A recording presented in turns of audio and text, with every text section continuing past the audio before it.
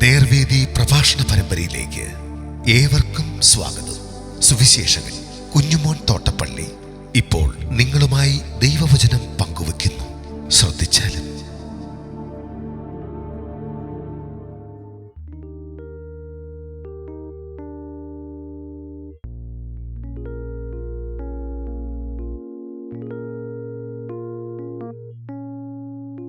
തിരുവത്താഴം. ദൈവനാമത്തിന് മഹത്വമുണ്ടാകട്ടെ. മത്തായി എഴുതിയ സുവിശേഷം 26-ാം അധ്യായത്തിൻ്റെ 26 മുതൽ 29 വരെ ഞാൻ വായിക്കുന്നത് ശ്രദ്ധിച്ചാലും. അവർ ഭക്ഷിക്കുമ്പോൾ യേശു അപ്പമെടുത്ത് വാഴ്ത്തു നുറുക്കി അവർക്ക് കൊടുത്തു. വാങ്ങി ഭക്ഷിപ്പീൻ, ഇതെൻ്റെ ശരീരം എന്ന് പറഞ്ഞു. പിന്നെ പാനപാത്രം എടുത്ത് സ്തോത്രം ചൊല്ലി അവർക്ക് കൊടുത്തു. എല്ലാവരും അതിൽ നിന്ന് കുടിപ്പീൻ, ഇത് അനേകർക്ക് വേണ്ടി പാപമോചനത്തിനായി ചൊരിയുന്ന പുതിയ നിയമത്തിനുള്ള എൻ്റെ രക്തം. കർത്താവായ യേശുക്രിസ്തു ശിഷ്യന്മാരുമായി പെസഹ കഴിച്ചു. യേശു യഹൂദ പശ്ചാത്തലത്തിൽ മനുഷ്യാവതാരം ചെയ്തതുകൊണ്ടും യേശുവിൻ്റെ അപ്പസ്തോലന്മാരൊക്കെ യഹൂദന്മാർ ആയിരുന്നത് കൊണ്ടുമാണ് കർത്താവ് പെസഹ കഴിക്കാൻ തയ്യാറായത്. അത് ഇസ്രയേലിൻ്റെ ഈജിപ്തിൽ നിന്നുള്ള ആ ദേശീയമായ വിടുതലിൻ്റെ ഓർമ്മയാണ്. എന്നാൽ അത് നിങ്ങൾ തുടരണം എന്ന് തൻ്റെ ശിഷ്യന്മാരോട് പറഞ്ഞില്ല. അതായത് സഭ വർഷം തോറും പെസഹ ആചരിക്കണം എന്നുള്ള ഒരു കാര്യം യേശു പറഞ്ഞില്ല. എന്നാൽ യേശു ഒരു പുതിയ നിയമം സ്ഥാപിക്കുന്നു എന്നാണ് ഇവിടെ പറഞ്ഞത്. അതെന്താണ്? ഒരപ്പവും ഒരു പാത്രം വീഞ്ഞും. പെസഹയിൽ ഇഷ്ടം പോലെ അപ്പം കഴിക്കാം, ഇഷ്ടം പോലെ വീഞ്ഞു കുടിക്കാം, വയറ് നിറച്ച് സമൃദ്ധിയായി. എന്നാൽ തിരുവത്താഴത്തിൽ അങ്ങനെയല്ല. ഒരു കൂടിവരവിൽ ഒരപ്പം മാത്രമേ പാടുള്ളൂ, ഒരു പാത്രം വീഞ്ഞു മാത്രമേ പാടുള്ളൂ. അല്ലെങ്കിൽ അതിനുള്ള ആളുകളാണ് ഒരു തിരുവത്താഴത്തിൽ പങ്കെടുക്കാൻ കൂടേണ്ടത്.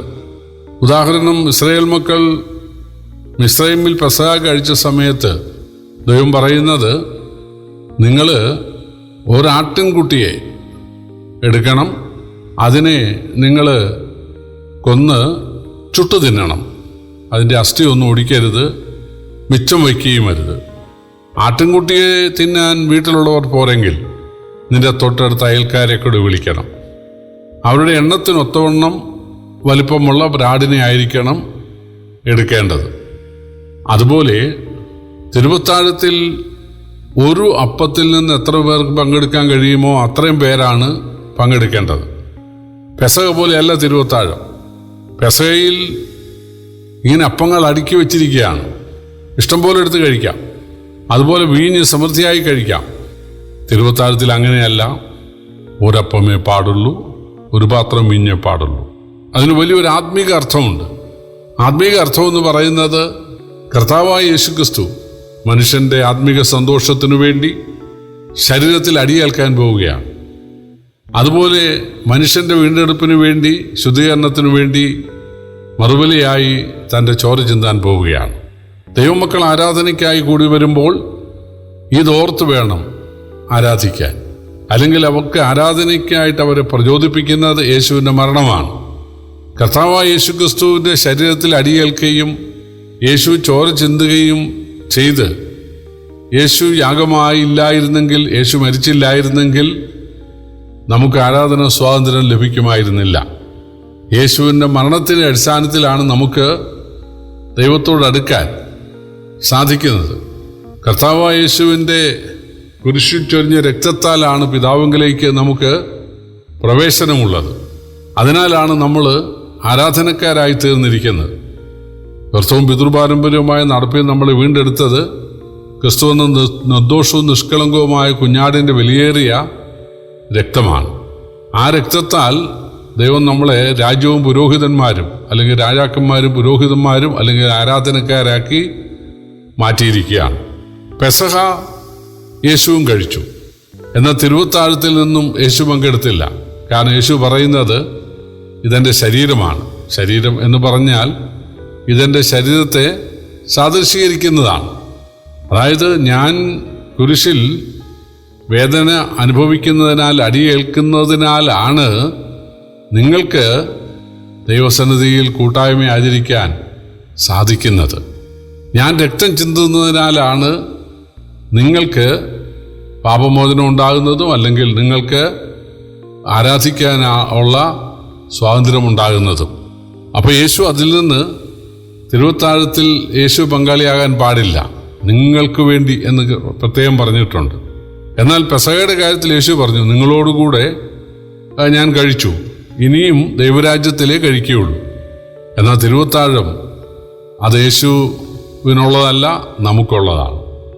അതുകൊണ്ട് അപ്പോസ്തലന്മാർ ഒരപ്പം എടുത്ത് എല്ലാവരും കൂടെ കഴിച്ചു, ഒരു പാത്രം വീഞ്ഞ് എല്ലാവരും കൂടെ കുടിച്ചു.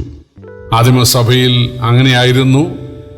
അവര് യെരുശലേമിലെ സഭയിൽ ആദ്യം 3000 പേർ സ്നാനപ്പെട്ടു, പിന്നീട് 5000 എന്നൊക്കെ ഉള്ളത് ശരിയാണെങ്കിലും ഈ 3000 പേർക്ക് കഴിക്കാവുന്ന ഒരു വലിയ അപ്പം അല്ല അവരുണ്ടാക്കിയത്, അല്ലെങ്കിൽ 5000 പേർക്ക് കഴിക്കാവുന്ന ഒരു വലിയ അപ്പം അല്ല അവരുണ്ടാക്കിയത്. അവര് ദൈവവചനം കേൾക്കാൻ വേണ്ടി ശലോമോന്റെ മണ്ഡപത്തിൽ യെരുശലേം ദേവാലയത്തിൻ്റെ ഒരു ഭാഗത്ത് അവർ കൂടി വരുമായിരുന്നു. എത്രയോ രാജ്യത്തുള്ള ആളുകൾ, എത്രയോ ഭാഷക്കാരായിട്ടുള്ള ആളുകൾ അവിടെ ഓരോ ദിവസവും വരികയും പോവുകയും ചെയ്യുന്നു. അതുപോലെ വിശ്വാസികളായ ആളുകൾ, അവർ ഒന്നാമത് ഇവിടുത്തുകാരല്ല, ഗലീലക്കാരാണ്. അവര് ഒരുമിച്ച് കൂടുന്നു, അവര് ദൈവവചനം കേൾക്കുന്നു. പക്ഷേ അവർ തിരുവത്താഴം കഴിച്ചത് യെരുശലേം ദേവാലയത്തിൽ വെച്ചായിരുന്നില്ല, അവർ വീട്ടിൽ അപ്പം നുറുക്കി എന്നാണ് വായിക്കുന്നത്. അപ്പോൾ അതത് വീടുകളിൽ താമസിക്കുന്ന ആളുകൾ ഒരപ്പം എടുത്ത് ഒരു പാത്രം വീഞ്ഞ് എടുത്ത് അവര് കർത്താവിൻ്റെ മരണത്തെ ഓർത്ത് ദൈവത്തിന് നന്ദി പറഞ്ഞ് അവരെ ആരാധിച്ചിരുന്നു എന്നാണ് നമുക്ക് മനസ്സിലാക്കാനായിട്ട് സാധിക്കുന്നത്.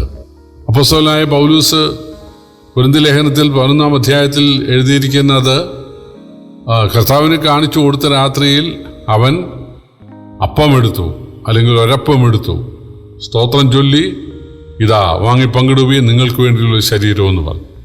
പിന്നെ പാനപാത്രം എടുത്തു, ഇത് നിങ്ങൾക്ക് വേണ്ടി ചൊരിയുന്ന പുതിയ നിയമത്തിൻ്റെ രക്തമാകുന്നു, എൻ്റെ ഓർമ്മയ്ക്കായി ഇത് ചെയ്യുവീൻ. അപ്പോൾ ആദിമസഭ അവര് താമസിച്ചിരുന്ന ഇടങ്ങളിൽ ഒരുമിച്ച് കൂടി തിരുവത്താഴം ആചരിച്ചിരുന്നു. പിന്നീട് ആഴ്ചപ്പുറത്തിൻ്റെ 1-ാം ദിവസം, അത് ഒന്ന് പൊതു ഒഴിവ് ദിവസമാണ്, 2 അത് യേശു ഉയർത്തതിൻ്റെ സന്തോഷം നൽകുന്ന ദിവസമാണ്. അതുകൊണ്ട് ആദിമസഭ ആഴ്ചവട്ടത്തിന് 1-ാം ദിനം തോറും കൂടി വന്ന് കർത്താവിനെ ആരാധിക്കുകയും തിരുവത്താഴത്തിൽ നിന്ന് പങ്കെടുക്കുകയും ചെയ്തിരുന്നു. വെളിപ്പാട് പുസ്തകത്തിൽ ഈ ആഴ്ചവട്ടത്തിന് 1-ാം ദിവസത്തിന് കർത്തൃദിവസം എന്നാണ് വിശേഷിപ്പിച്ചിരിക്കുന്നത്.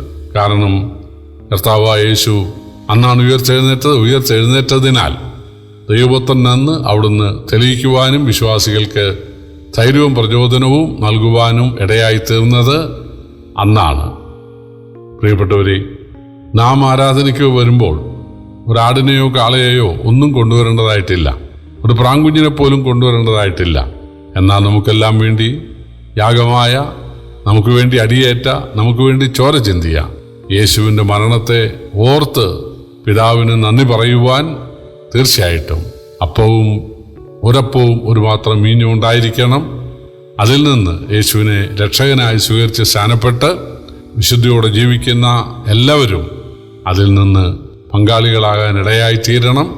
അത് യേശു നമുക്ക് കൽപ്പിച്ചു തന്നിട്ടുള്ളതാണ്. അപ്പോസ്തലന്മാർ അങ്ങനെ തന്നെ ആചരിച്ചിരുന്നു. ലേഖനങ്ങളിൽ അതിൻ്റെ ഉപദേശവും നമുക്ക് കാണുവാൻ സാധിക്കും.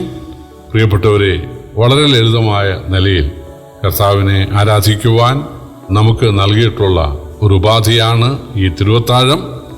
അതിൻ്റെ ഗൗരവത്തിലും അതിൻ്റെ അർത്ഥം മനസ്സിലാക്കിക്കൊണ്ടും അത് യേശു എങ്ങനെ വിഭാവനം ചെയ്തുവോ അത് മനസ്സിൽ വെച്ചുകൊണ്ടും അതിനെ ആചരിക്കുവാൻ, അതിലൂടെ ദൈവത്തെ ആരാധിക്കുവാൻ ദൈവം നമ്മെ സഹായിക്കട്ടെ.